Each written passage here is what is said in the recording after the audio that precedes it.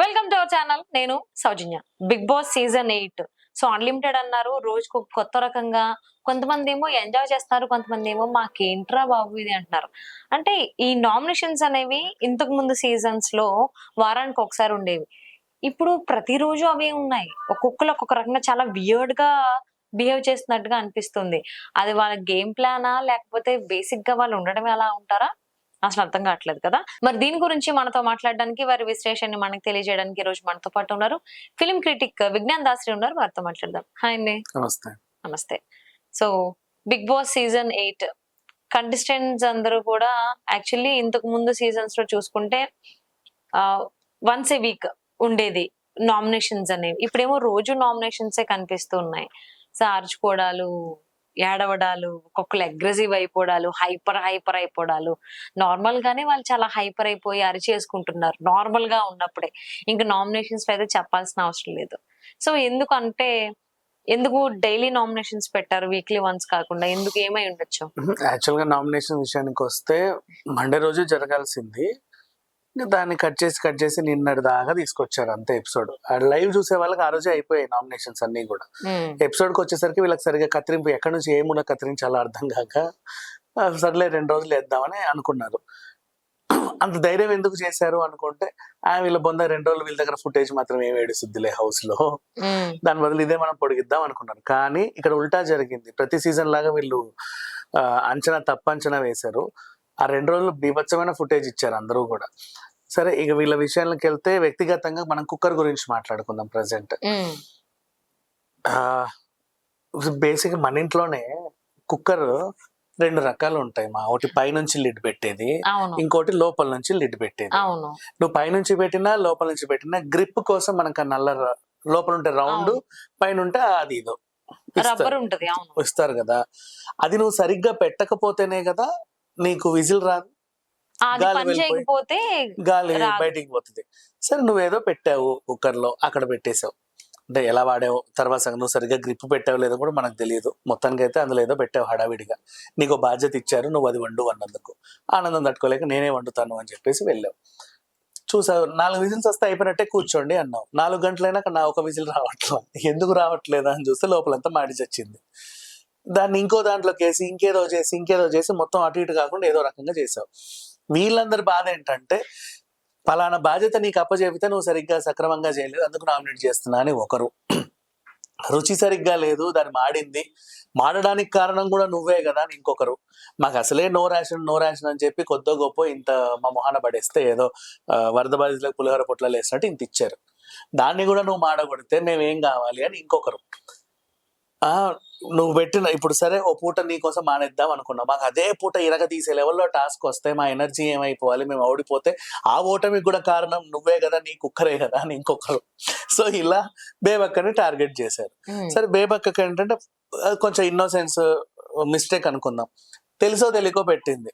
కానీ తెలుసో తెలియక అంటే నేను ఒప్పుకోను. ఎందుకంటే నైనిక లాంటి పిల్లలు ఏమన్నా పెట్టుంటే పాపం పిల్లకి తెలుసో తెలియకో పెట్టింది అనుకుంటాం. బేబక్కకి ఏమైంది, మంచి గృహిణే కదా, జీవితంలో ఎన్ని కుక్కర్లు చూస్తుంటది. అలా చేయడం అయితే తప్పే నిజంగా. కానీ అంటే ఎందుకు అంటున్నా అంటే, తనకి ప్లానింగ్ సరిగ్గా ఉండట్లా అమ్మాయికి. ఎట్లా, ఇప్పుడు నువ్వు హెవీ గాగ్రా చోలి వేసుకొని హై హీల్స్ వేసుకొని బీచ్ దగ్గరికి వెళ్తావా? కష్టంగా. నెక్స్ట్ ఫుల్ రిచ్ శారీ, ఘాటి శారీ, హెవీ పట్టు శారీ వేసుకొని షటిల్ ఆడడానికి వెళ్తావా? కదా. దానికి నీకు ఫ్లెక్సిబిలిటీ కోసం ఆ డ్రెస్లు వేసుకుంటావు.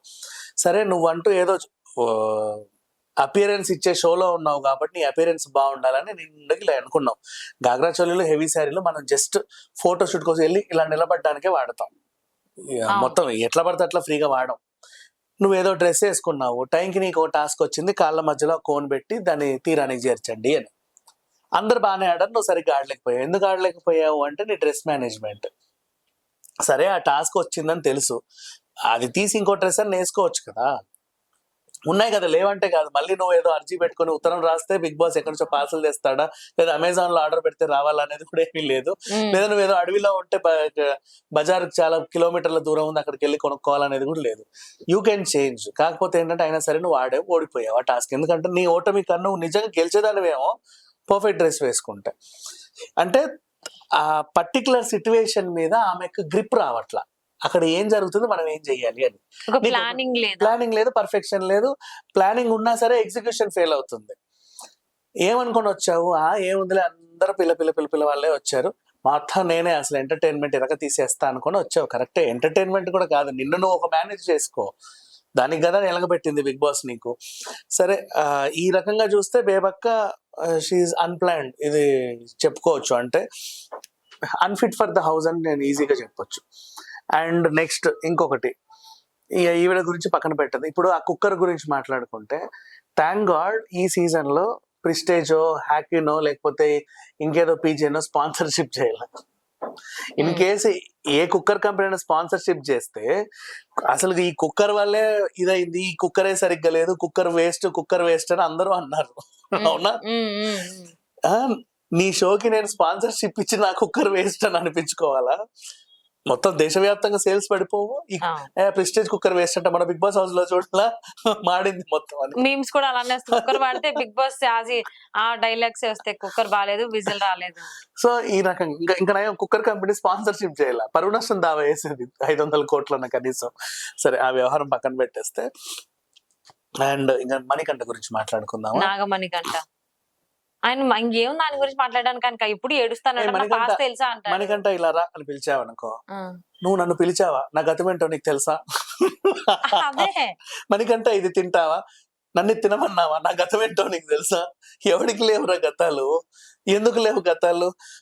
ఎమోషనల్ స్టోరీ చెప్పావు, నిన్ను అందరూ ఏడ్చేశారు. నిజంగా చూస్తే ఎవరికైనా ఏడుపు వస్తుంది. ఆ రేంజ్ లో చెప్తున్నావు నువ్వు కథలు. కట్టగా నేను కొనుక్కొని మా అమ్మని కాల్చాను, నన్ను ఇలా రాచిరంపాన పెట్టారు, ఒంటరిగా ఉన్నాను, అదేదో నరసింహ సినిమాలో రమ్యకృష్ణ లాగా ఒకే గదిలో కొన్నేళ్ల పాటు ఉన్నాను, 6 నెలల పాటు ఒకే గదిలో ఉన్నా, బయటికి రాకుండా ఇలా చెప్పి నేను పక్క చిక్కిపోయాను, ఇదిగో నా విగ్గు చూడు, ఇవన్నీ తీసి చూపిస్తున్నావు నువ్వు. బాబోయ్ వద్దు, నీకు దండం. సింపతి గేమ్ ఆడి బిగ్ బాస్ లో నువ్వు, అంటే ఇంత ముందు గతంలో కూడా మొనాల్ గజ్జర్ సింపతి గేమ్ ఆడి గెలిచింది ఆవిడ, లాస్ట్ వరకు వచ్చింది. పల్లవి ప్రశాంత్ కూడా సింపతి గేమే కదా. సేమ్ అట్లాంటి సింపతి గేమ్లు ఆడకు ప్లీజ్ దయచేసి. నీలో ఉన్న నీ కరేజ్ ఏంటో, నీ అదేంటో టాస్కుల్లో చూపించావు అంతే. దాని గురించి అడిగితేనేమో ఆ టైంలో నేను ఏదో ఎమోషన్ అయిపోతున్నాను, నాకు ఏదో గుర్తొస్తుంది. బాబు, నీకు అవన్నీ గుర్తింపులు వస్తే వెళ్ళి బయట గుర్తించుకో, నీకు నువ్వుగా. వద్దు మాకు ఈ గుర్తింపులన్నీ, మాకు అవసరమే లేదు. అండ్ నెక్స్ట్ అభయ్ బేతిగడ్డి బాగానే ఉన్నాడు, అఫ్రిది బాగానే ఆడుతున్నాడు. సోనియా గురించి మాట్లాడుకోవాలి. పర్ఫెక్ట్ స్టాండ్ తీసుకుంది ప్రతి దాంట్లో. అంటే రీజన్ చెప్పనా, మనం మాట్లాడేది కరెక్ట్ అయినా కాకుండా గట్టిగా మాట్లాడేస్తుంది. కరెక్ట్ అవునా కాదా అనేది వీకెండ్ లో నాగార్జున చెప్తాడు అంతే. అప్పుడు నాగార్జున గారు చెప్పినప్పుడు కరెక్ట్ కాదా సార్, సారీ సార్ తెలియక చేసింది, మళ్ళీ సింపతి వచ్చేస్తుంది. అవును, ప్రతి విషయంలో సోనియా అరుస్తూనే ఉంది. స్టార్టింగ్ ఎప్పుడు ఎంట్రీ ఇచ్చిందో, ఎంట్రీ తర్వాత నుంచి ఇప్పుడే హౌస్ మేట్స్ దగ్గరికి అప్పుడే ఎంటర్ అయ్యారు, అప్పటి నుంచి నోరేసుకుని పడిపోతుంది. కానీ అది స్ట్రాటజీనా? ఎంత స్ట్రాటజీ అయినా సరే లాస్ట్ మళ్ళీ సోనియా వైపే ఓట్స్ వస్తాయి ఎక్కువ. ఎందుకు చెప్పనా, వీళ్ళందరూ అటు తిప్పి కన్నడ బ్యాచ్ అంతా ఒకటి అవుతుంది, ఎంత కాదనుకున్నా సరే. ప్రేరణ మీద ఎవరన్నా అరిస్తే చాలు ఈమెకి పూనకం వస్తుంది. యష్మిగా ఇద్దరు కలిసి ఒక సీరియల్ చేశారు. అదే కృష్ణ ముకుంద మురాలు, ఆమె కృష్ణ ఈమె ముకుంద, కరెక్టేలే. అయినప్పటికీ కూడా నెక్స్ట్ మళ్ళీ నిఖిల్ కూడా అప్పుడప్పుడు పృథ్వీకి సపోర్ట్ చేస్తూనే ఉన్నాడు. సో వీళ్ళందరూ ఒకటే, ఎంత కాదనుకున్నా సరే. ఇక ఆదిత్య ఓం ఏంటో మరి, ఆయన ఎందుకు వచ్చాడో ఎందుకు వెళ్తున్నాడో తెలియదు, అలా ఉన్నాడు అంతే పప్పెట్లాగా. ఇంకా మిగతా వాళ్ళందరూ కూడా. మరి శేఖర్ భాష గురించి అంటే ఆరెంజ్ టాస్క్ లో అయింది తప్పు. ఇప్పుడు పల్లె ఎవడైనా సరే ఇటీశ్రీ కొట్టి తినరు, జంతువులే తింటాయి ఎగిరేసి. మనుషులు అయితే నీటుగా దగ్గర పెట్టి తింటారు. ఆమె కరెక్ట్ గానే అనింది సోనియా ఆ విషయంలో. అండ్ మణికంఠ అండ్ మిగతా విషయంలో శేఖర్ భాష అఫెండ్ చేసుకోవడంలో శేఖర్ భాషే కరెక్ట్. కొన్ని విషయాల్లో ఆయన తప్పు ఉంది, కొన్ని విషయాల్లో కరెక్ట్ ఉంది. అందరూ ఒక రకంగా అయితే ముందుకెళ్తున్నారు. బట్ నాకు నచ్చింది యాక్చువల్గా ప్రేరణ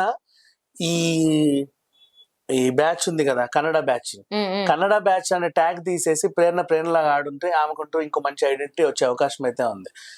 ప్రజెంట్ సోలోగా వాళ్ళకంటూ ఒక ఐడెంటిటీ క్రియేట్ చేసుకుంది అయితే కిరాక్ సీత అని చెప్పుకోవచ్చు. కిరాక్ సీత ఒక తప్పు ఉంది, నాకు ఎగ్ బుర్జీ చేసుకొని ఇవ్వలేదు నువ్వు అని చెప్పి బేబక్కని నామినేట్ చేసి తిట్టింది. విషయం ఏంటంటే అందరి కోసం వండేటప్పుడు స్టవ్ ఎంగేజ్ ఫస్ట్, అందరికి ప్రిఫరెన్స్ ఇవ్వాలి. తర్వాత ఖాళీగా ఉంటే నువ్వు ఎగ్ బుర్జీ చేసుకోలేక నీ మొహమే పెట్టుకో, నేను ఎవరు వద్దనరు అక్కడ. కానీ నాకు ఆ టైంలో ఎగురు తినాలంటే నువ్వు నాకు ఏదో చేసావు అని చెప్పి ఆమె నామినేట్ చేసింది. అవును, నామినేషన్ అంటే ఇంకోటి గుర్తొచ్చింది. కాఫీ అడిగినందుకు నామినేట్ చేసింది వేమక్క. ఎవరిని? పృథ్వీరాజ్. నువ్వు ఎందుకు నన్ను కాఫీ అడిగావు, నీకు పెట్టుకోరాదా, నేనేంటి నా స్టేటస్ లో నన్ను కాఫీ అడుగుతావు అన్నట్టుగా నామినేట్ చేసింది. అండ్ ఈ అఫ్రీది, నబీల్ అఫ్రీది, అవును. నువ్వు నాకు కనెక్ట్ అవ్వట్లేదని నామినేట్ చేశాడు. వాళ్ళు కనెక్ట్ అవుతా, నువ్వు వెళ్ళి కనెక్ట్ అవ్వచ్చు కదా.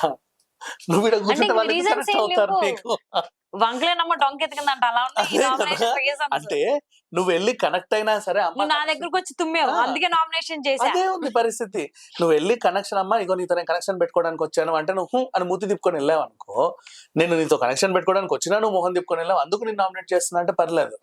అలా కాకుండా నేను వచ్చాను బిగ్ బాస్ లో కాళ్ళ మీద కాలేసుకొని కూర్చున్నాను, నువ్వు ఎందుకు నాకు కనెక్ట్ అవ్వట్లేదు, నేను నామినేట్ చేస్తున్నా అని చెప్పి నామినేట్ చేసేసాడు. ఇలాంటి నామినేషన్లు చూసాం మనం. కొంతమంది నామినేషన్స్ లో పాయింట్ ఉంది. అండ్ సోనియా నామినేషన్లు అయితే మరీ ఎక్కడెక్కడి నుంచో లాగి లాగి లాగి లాగి నువ్వు ఆ కోణంలో ఆ గాలిని ఈ ముక్కుతో ఇలా పీల్చావు, దాన్ని ఇటు నుంచి కూడా పీల్చవచ్చు, అందుకే నేను నామినేట్ చేస్తాను అన్నట్టు నామినేట్ చేస్తాను.